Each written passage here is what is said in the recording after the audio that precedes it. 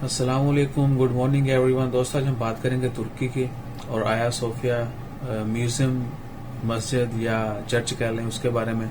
एक बहुत पुरानी तारीखी इमारत है तुर्की के अंदर, जो कि कई सौ साल तक तो एज अ मस्जिद भी इस्तेमाल होती रही। उससे पहले वो एज अ कलीसा गिरजाघर थी। ईसाइयों का बहुत ही मुकद्दस मुकाम है। बाद में जो है उसको म्यूजियम बना दिया गया।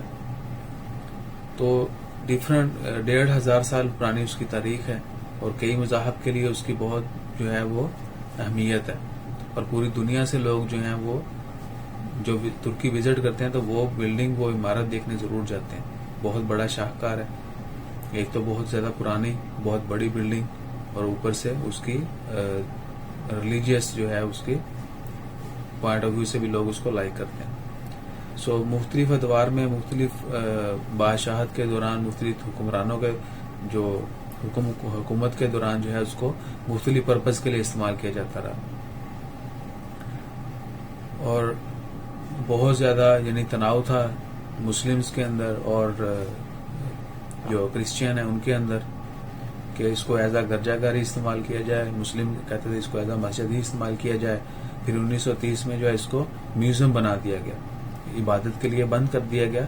कोई मजहब इबादत नहीं कर सकेगा, लेकिन विजिट के लिए, देखने के लिए उसको एज अ म्यूजियम बना दिया गया।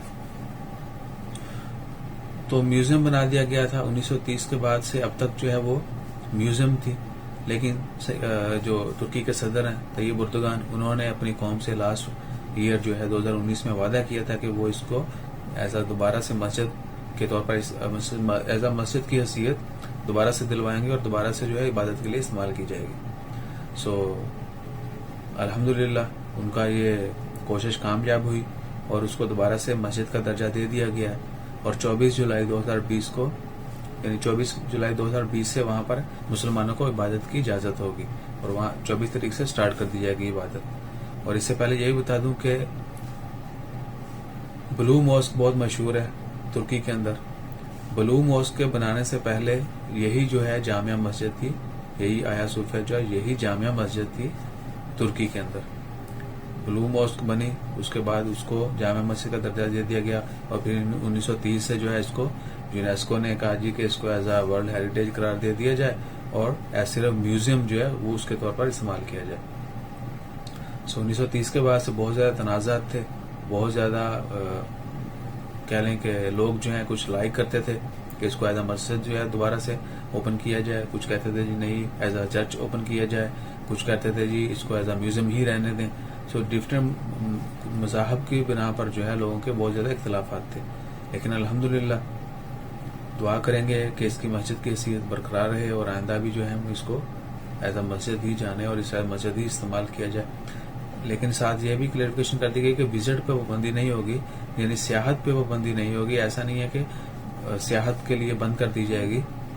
अभी तक मजीद डिटेल जो है इसके मतलब आना बाकी है कि सियाहत के मतलब क्या क्या हो सकता है। पूरी मस्जिद ना ओपन की जाए, कुछ पार्ट्स ओपन किए जाएं, कुछ एरियाज ओपन किए जाएं। काफी बहुत बड़ी बिल्डिंग है। सो जो ही कोई क्लैरिफिकेशन आती है हम आपसे वो भी शेयर करेंगे। लेकिन अभी तक के लिए यही खुशखबरी है कि आया सोफिया जो तारीखी एक बिल्डिंग है, अब उसको प्रॉपरली मस्जिद का दर्जा दे दिया गया और 24 जुलाई से इबादत शुरू हो जाएगी। मुसलमानों के लिए ओपन है इंशाल्लाह। खैर, इस तरह के मजीद वीडियो जानने के लिए Oman, GCC updates, Pakistan, India, Bangladesh, Philippine वगैरह तमाम वाले की हम न्यूज़ अपडेट करते रहते हैं। जानने के लिए विजिट करें हमारे चैनल को, मजीद वीडियो जो है वो देखें, लाइक करें, शेयर करें, कमेंट करें। आप सजेशन भी दे सकते हैं, करेक्शन भी कर सकते हैं और सब्सक्राइब आपने सबसे पहले करना है। तो अपना ख्याल रखिएगा, दुआ में याद रखें। अल्लाह हाफिज।